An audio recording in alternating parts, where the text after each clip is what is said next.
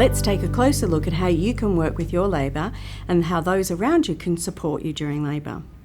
For many women, their primary concerns are usually limiting pain, enhancing labour, and keeping baby and themselves safe.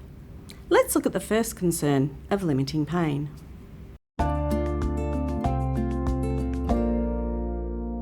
Your relationship with pain and the experiences you've had with pain will affect the way you work with pain in labour. For most people, they see pain as being a bad thing. Generally, when we've had pain in the past, it's because we've had an injury, it's because we've had surgery, we've worked really hard. The pain is telling us that there's something wrong in our body, and as a result of that, we tend to want to make it go away, fix it, or make it better. Let's look at labour pain. We tend to see it more as a natural pain, a normal pain, what we call a physiological pain. The pain that's being experienced is because the uterus is doing its work. It's actually making that cervix become softer, shorter and wider so that your baby can get lower and lower down in the uterus so that they can actually come through the vagina and then be birthed. So this is a really good pain. It's a working pain. And we're going to look at the hormones that actually help this labour pain to do what it needs to do in order for your labour to progress. There are many hormones involved in pregnancy, labour and breastfeeding. However, there are 4 which have the greatest impact on labour. Oxytocin, beta endorphins, melatonin, they all enhance labour and make it more efficient. But adrenaline can slow your labour down and increase one's perception of pain. Optimising the production of good hormones aids in reducing stress, anxiety, fear, and in and around labour, potentially reducing the woman's perception of pain. So let's look at oxytocin. This hormone is frequently called the love hormone. It's involved in love, labour, and lactation, and it's due to its connection with sexual activity, orgasm, birth, breastfeeding, and building bonds of trust. Oxytocin is essential for labour to progress. Things that can enhance oxytocin are playing music that you like, guided meditations or mantras, bringing familiar items such as pillows and blankets, loose clothing, photos of loved ones, and comforting foods and drinks. Bring your favourite scents in the form of flowers, scent diffusers, or oil sprays. Battery candles are okay, but naked flames we can't use. Use techniques such as visualisation, meditation, positive words, or prayer. Practice deep rhythmical breathing, in through the nose and out through the mouth. Ensure privacy by closing windows, closing doors, keeping people out. Beta endorphins are another hormone. This is a group of naturally occurring opiates with similar properties to morphine, but much better for mum and bub. They're released from the brain in response to pain or stress. Endorphins reduce mum's perception of pain while still providing a sense of purpose and acceptance of the labour process. During labour, things like moving the hips are particularly helpful to produce endorphins. Staying upright, sitting in a chair, standing, sitting on a ball, swaying, rocking, bouncing, slow dance with your partner. Use a Fitball that's provided. These movements not only enhance gravity and support rotation of the baby, but they open the pelvis as well. Have a warm shower or bath. Use heat packs. Try physical support such as massage, holding hands, slow dancing. Melatonin is the third good hormone. It's normally produced to help sleep, but it also aids in oxytocin production and it helps the uterus to contract. It works best in a dark environment, so keep the lights on low, at home and in the birthing room. Reduce lighting, dim the lights, close the curtains. Rest in early labour, particularly at night time. Ensure privacy. Adrenaline and noradrenaline is that hormone that we talked about earlier. It's produced by the body as part of the fight and flight mechanism in response to things like stress, fear and anxiety. High levels in the first stage of labour can inhibit the oxytocin and slow the progress of labour and increase pain levels. It's important to try and keep adrenaline levels low. Some amount of adrenaline in the second stage of labour can assist you to prepare for birth and enhance your urge to push. There are many ways to create a comfortable, familiar and safe environment to try and reduce adrenaline, stress, anxiety, fear for mum in and around her labour.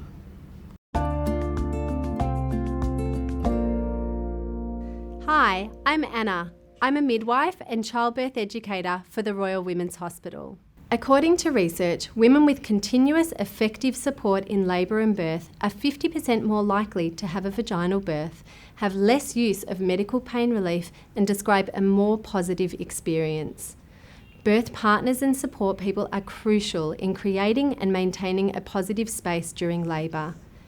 You will be like a personal coach supporting the birth woman through words of encouragement, massage, offering food or drinks, encouraging movement and toilet breaks. Labour can be long, so you will also need to take breaks and look after yourself. In addition, remember, labour and birth is a normal process. You need to provide encouragement, not sympathy. Help to create and maintain the birth environment. Provide physical support through massage, acupressure, heat packs, cushions, and supporting your partner to change positions. If using mindfulness, engage and practice with her and encourage its use in labour. Offer food and drink and maintain your own energy with food and drink.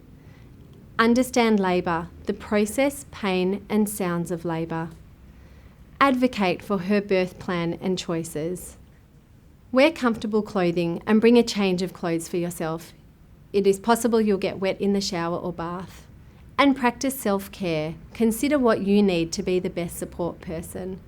Lastly, be organised. Consider the practicalities, such as how you'll travel to the hospital and ensuring that the car is ready with petrol and an infant car seat. The birth centre is located on the 3rd floor of the hospital. This is where all vaginal births take place. If you are having a planned or an emergency caesarean section, it will take place in our operating suite, which is also located on the 3rd floor, adjacent to the birth centre. All birthing rooms have en-suites, and most include a bath. We find many women like to use water to assist them in labour. Provided you and your baby are well and you have a normal pregnancy, you may even choose to have a water birth. There are a variety of ways to help you move into different positions and get comfortable to help your labour along. For example, we have birthing balls, large foam mats and lights in each room that can be dimmed if you prefer. During labour, changing position frequently is of great benefit. Many women find that the more upright and active you are, the better your labour and birth experience will be. Every birthing room has a telephone. Mobile phones do work, but if you would like a backup, this phone can be used if you purchase a Telstra phone card. The TVs can be rented at a nominal daily rate, or you can watch free educational channels that include information on parenting and breastfeeding. There are also speakers available for you to play your own music. Make sure you bring a suitable connection for your phone or media player. There is a small fridge in the room for your snacks and drinks. You may find labour very tiring, so make sure you bring plenty of food and fluid that will keep you going throughout labour. It's a bit like a marathon. So think about what you'd like to eat and drink and what will sustain you. We suggest nothing too heavy. Slices of fruit, jelly beans, muesli bars and juices are a great option for you to bring. Some light refreshments are also available for you. You can discuss your birthing options with your midwife or doctor during pregnancy. Our midwives are here to support you, and we understand that every woman has their own needs and desires. Safety is the most important thing for both you and your baby. All labours are monitored. The level of monitoring depends on the health of you and your baby. Midwives make regular assessments during your labour using tools such as cardiotocography or CTG machine. The CTG machine monitors the baby's heart rate and your contractions at the same time. This machine is for the midwife and the doctors to keep track of what's going on while you and your baby are going through labour. The midwife will be writing up details about your contractions, your baby's heart rate and how dilated you are. In addition to natural methods of pain management, you may need to use medical forms of pain relief during labour. Next to the bed there is nitrous oxide gas. Nitrous oxide mixed with oxygen is sometimes called Entonox or laughing gas, and this decreases the intensity of your contractions. Your midwife will provide you with instructions on how to use the gas. If you require something stronger for pain management, injections of morphine are available, or an epidural anaesthetic which numbs you from the waist down. Once your baby is born, the umbilical cord needs to be clamped twice, so there are 2 clamps and a pair of scissors to cut the cord. Your support person might like to do that, or you can if you're up to it. Then we put a plastic clamp on the baby's umbilical cord. Skin-to-skin contact is strongly promoted at the women's. Once your baby is born, he or she will remain with you and should be ready to have his or her first breastfeed within the first hour.